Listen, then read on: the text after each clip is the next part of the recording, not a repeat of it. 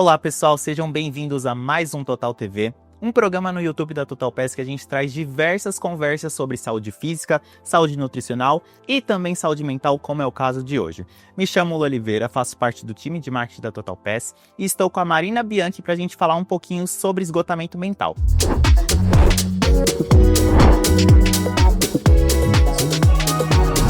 Seja muito bem-vinda, Marina. Obrigada, Luan. É um prazer estar aqui com vocês hoje para falar desse tema super atual, importante, né? Eu sou a Marina Bianchi, eu sou psicóloga existencial, trabalho na clínica, presencial e online, presencial em São Paulo, e é isso. Marina, começando a nossa conversa, o que seria esgotamento mental? Um tema que está tão em alta, né, hoje em dia. Olha, para a gente começar a falar do esgotamento mental, eu acho que é muito importante a gente falar sobre o que ele não é. Porque a gente está vivendo hoje uma epidemia de diagnósticos, né? Então é muito importante a gente ter muito claro que o esgotamento mental, ele não é um diagnóstico, ele não é uma doença, ele não é um transtorno.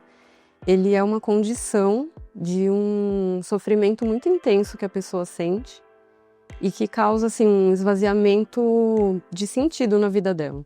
Então, a pessoa que está sentindo esse esgotamento mental, normalmente ela está, assim, sem condições físicas e emocionais de lidar com tarefas cotidianas. Mas a gente acho que dá para considerar, assim, que o esgotamento mental é uma denúncia de que algo está muito errado, não errado, né? Mas algo não está bem na vida da pessoa e que algo ali precisa ser cuidado. Então, aparentemente, né, cada indivíduo tem uma causa, assim, mas quais seriam as principais, assim, que possam acabar causando, né, esse esgotamento mental nas pessoas? Luan, você falou uma coisa que está muito correta. Cada pessoa vai sentir o esgotamento mental de uma forma muito específica, de acordo com as condições de vida dela, né? Hoje a gente está vivendo numa sociedade que tem muitos excessos, né? Então a gente vive, assim, um excesso de informações, de sobrecarga, todo mundo com muitas tarefas ao mesmo tempo, assim, para lidar. E ao mesmo tempo que a gente tem esses excessos, a gente tem uma escassez de tempo livre, uma escassez de lazer, uma escassez de momentos de diversão. Então, acho que esse é o cenário ali que o esgotamento mental acaba aparecendo. Algumas pessoas acabam sentindo isso mais na área ali do trabalho. Porque é isso, acaba se naturalizando uma sobrecarga, né, nesse ambiente.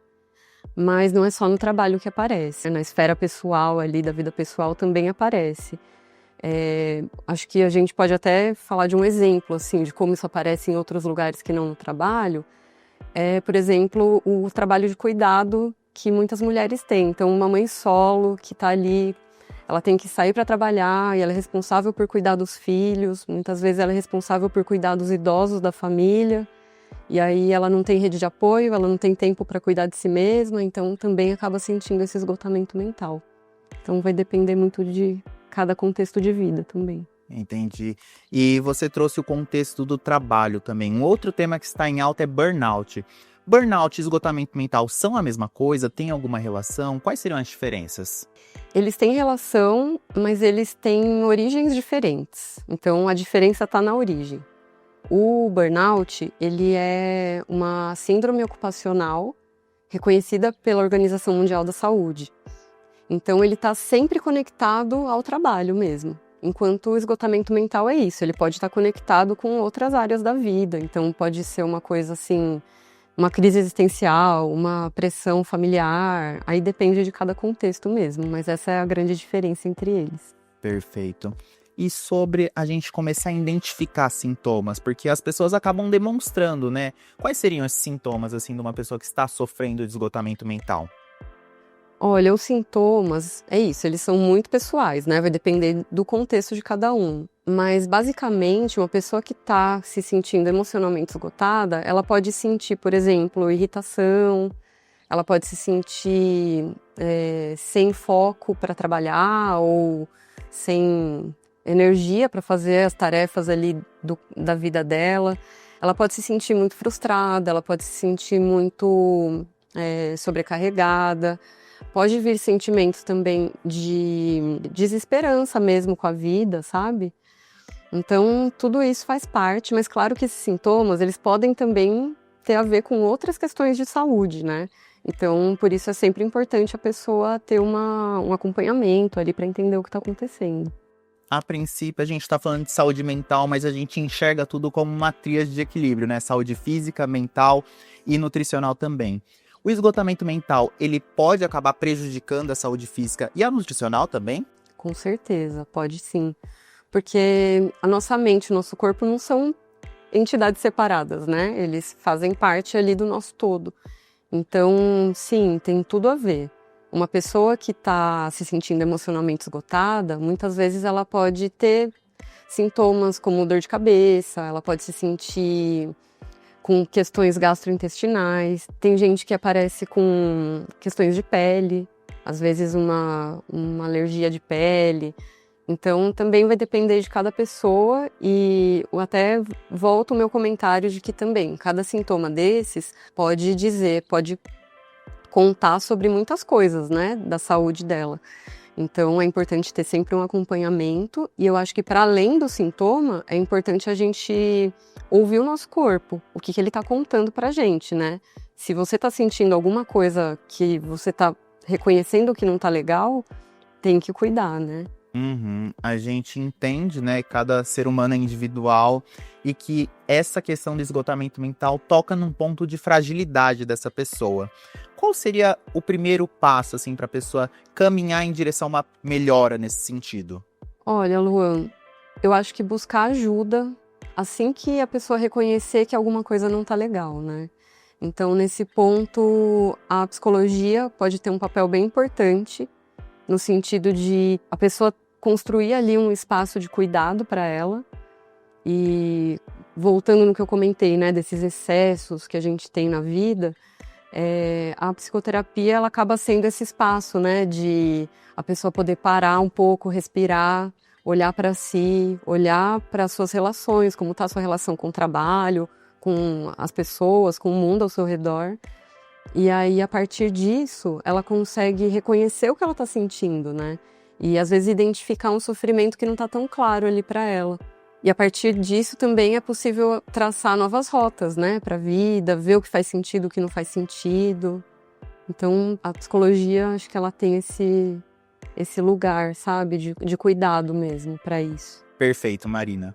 A Marina é psicóloga e dentro do aplicativo da Total PES você também conta com a nossa parceira Psicologia Viva.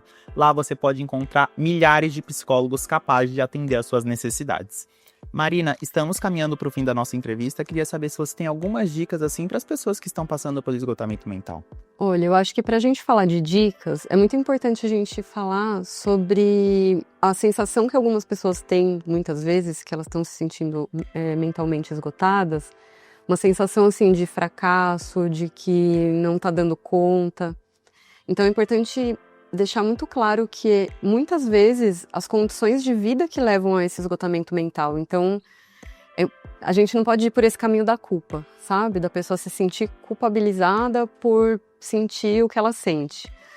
Então, dentro desse contexto, né, a gente pode tentar fazer algumas coisas que estejam ao nosso alcance individual. E aí, o que a gente pode fazer? Movimentar o corpo é muito importante e acho que não precisa ser nada grandioso, sabe? 10 minutinhos ali que você consiga colocar na sua rotina já fazem uma baita diferença.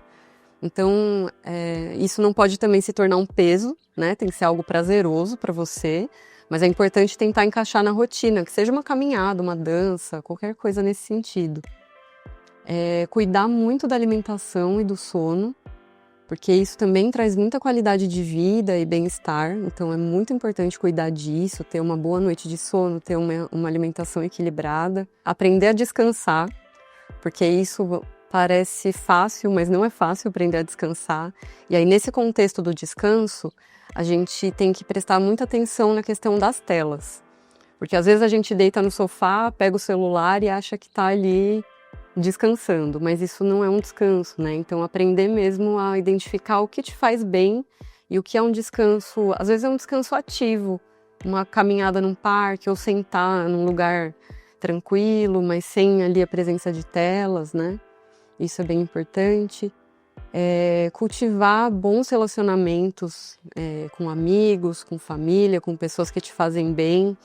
Nós somos seres sociais, né? Então, acho que até o período da pandemia, que todo mundo ficou muito isolado, então a gente sentiu muito essa necessidade, né, de estar em contato com quem faz bem pra gente. Então, cultivar isso é muito importante também. A partir do momento que a pessoa identifica que ela já está num sofrimento muito intenso e sentindo esse esgotamento mental, esse cansaço intenso, assim, que ela não consegue descansar e não consegue fazer as tarefas do dia a dia, aí é muito importante buscar ajuda de médico, de psicólogos. Então, é mais ou menos isso que eu diria, assim, de dicas práticas. Marina, você trouxe um ponto importante, assim, sobre uso de telas.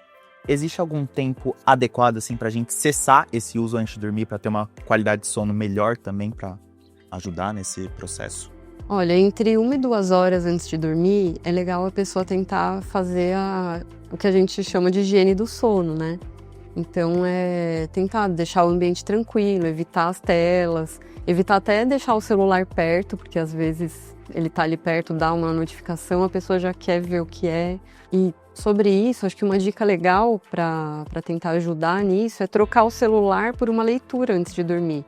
Porque a leitura, acho que ela traz muito essa tranquilidade no pensamento, ajuda a relaxar, ajuda a trazer um bem-estar.